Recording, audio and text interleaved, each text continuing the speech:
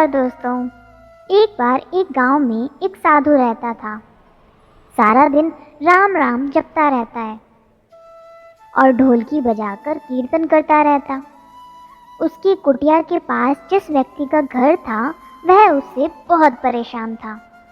एक दिन वह व्यक्ति गुस्से में उस साधु की कुटिया में चला गया और कहने लगा कि तुम क्या दिन रात राम राम रटते रहते हो? तुम्हें कोई काम धंधा नहीं है? हमें तो कमाने जाना पड़ता है, तुम्हारी ढोलकी की आवाज़ से मैं सो नहीं पाता।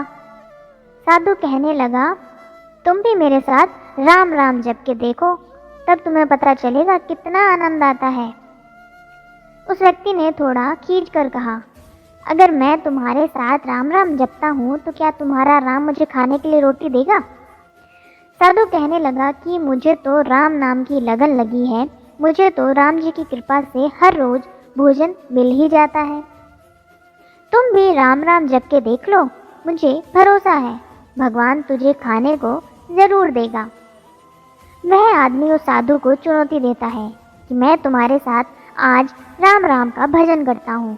अगर तुम्हारे राम ने आज मुझे रोटी खिला दी, सारी उम्र राम की भक्ति में लगा दूंगा। अगर नहीं खिलाई तो तुम ढोलकी बजाना बंद कर दोगे।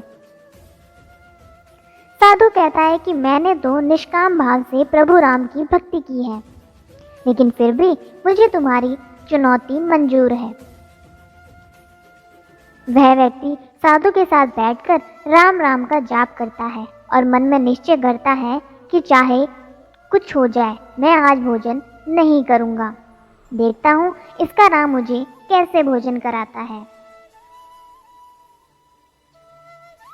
राम राम का कीर्तन करने के बाद वह सोचता है कि अगर अब मैं घर जाता हूँ तो मेरी माँ और बीवी मुझे खाने को कहेंगे और मुझे रोटी खानी पड़ सकती है, लेकिन मुझे साधु को चुनौती में हराना है। इसलिए वह घर जाने के बजाय गांव के पास के जंगल में चला जाता है। जंगल में एक पेड़ पर चढ़कर बैठ जाता है। वह सोचता है कि मैं सारा दिन इसी पेड़ से उतरूंगा ही नहीं, अन्न का दाना भी नहीं खाऊंगा, इस तरह मैं साधु को हरा दूंगा और उसका ढोलकी बजाना बंद हो जाएगा। कुछ देर बाद उस जंगल से एक बंजारों की टोली गुजरती है। उन्हें भूख लगी होती है तो बंजारों का सरदार कहता है कि आग जलाकर यहीं पर खाना बना लो, अब खाना खाकर ही आगे बढ़ेंगे। खाना बनकर तैयार हो जाता है। बंजारे खाना खाने ही वाले होते हैं कि इतने देर में बंजारों को सूचना मिलती है कि पीछे से डाकू आ रहे हैं। तो बंजारों का सरदार कहता है कि हमें यहाँ से चले जाना चाहिए, डाकू हमारा सब कुछ लूट सकते हैं। वे बंजारे खाना वहीं पर छोड़कर चले जाते हैं। वह आदमी पेड़ पर चढ़ा सब कुछ देख रहा था। कुछ समय बाद डाकू वहां पहुंच जाते हैं।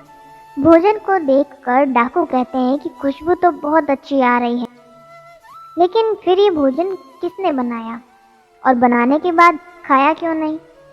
कहीं किसी की चाल तो नहीं हमें फंसाने की? हो सकता है कि इस भोजन में जहर हो।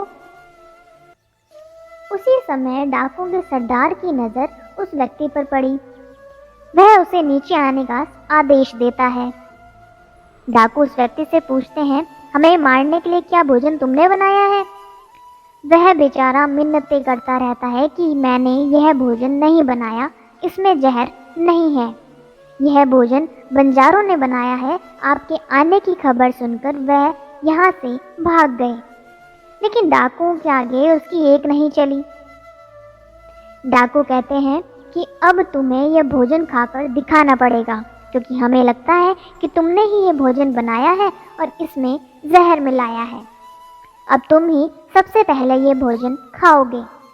वह जिद पर अड़ा रहता है, मैं यह भोजन नहीं खाऊंगा, किसी कीमत पर नहीं खाऊंगा।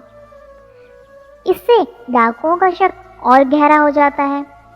वह बंदूक की नोक उसके सिर पर रखकर कहते हैं, तुझे यह भोजन खाना पड़ेगा, नहीं तो गोली खानी पड़ेगी। वह व्यक्ति भोजन कर रहा है और साधु को याद करते करते आंसू उसकी आंखों से बह रहे थे। उसने कहा था कि मेरा निश्चय है कि राम नाम जप लेगा तो राम तुझे भोजन भी देंगे। उसके भोजन करने के बाद डाकू ने उसे छोड़ दिया। अब उसे विश्वास हो गया कि बंजारों को और डाकुओं को राम जी ने ही भेजा है। वह सीधा साधु की कुटिया में चला गया और जाकर उनके चरणों में प्रणाम किया और उन्हें सारा वृतांत सुनाया। अब उस साधु से भी ज़्यादा उसे राम नाम की लगन लग गई। उसने अपना पूरा जीवन राम जी को समर्पित कर दिया। जय श्री राम। फिर मिलेंगे दोस्तों एक नई कहानी के साथ। तब तक के लिए हंसते रहें, मुस्कुराते रहें, अपना ख्याल रखें और इसी तरह हमारे साथ जुड़े रहें। धन्यवाद।